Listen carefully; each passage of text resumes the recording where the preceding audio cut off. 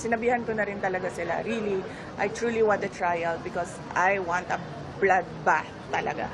Hindi raw uurungan ni Vice President Sara Duterte ang nakatakdang impeachment trial sa kanya sa pagpasok ng 20th Congress. Whether guilty man yon or acquittal, I'm already at peace.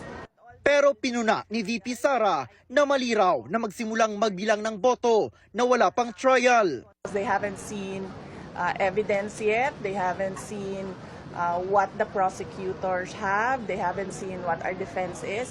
So, parang mali siguro na magbilingan ng boto ng walang trial. Hindi na rin daw nagulat ang bise sa umano'y pagiging kasapi ni na presumptive party list representative Chal Jokno at Leila de Lima sa prosecution team sa impeachment trial. They've been very vocal anti-Duterte since birth. Yes.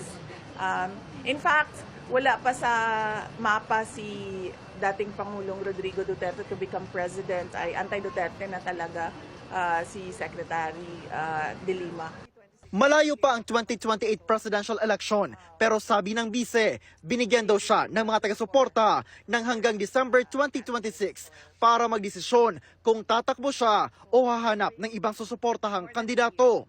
I have more than a year to really sit down and list down the pros and cons as I did at 2021 with regard to running for president. Sa katatapos naman na eleksyon, proud daw ang bise sa mga senatorial candidate ng PDP laban kahit hindi raw ito ang inasahan nilang resulta. Ngayong umaga, dumalo si VP Sara sa Thanksgiving Mass sa Carmelite Church sa Davao City matapos ang eleksyon 2025.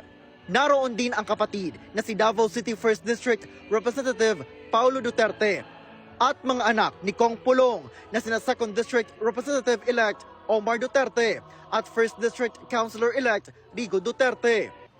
Sabi ni VP Sara, nagkausap na umano sila ng amang si dating Pangulong Rodrigo Duterte hinggil sa resulta ng eleksyon, mga ginagawa sa impeachment at ukol sa ICC case ng ama. Ayon sa bise, tinatrabaho na umano ng mga abogado kung paano manunumpa ang dating Pangulo na nahalal na mayor ng Davao City.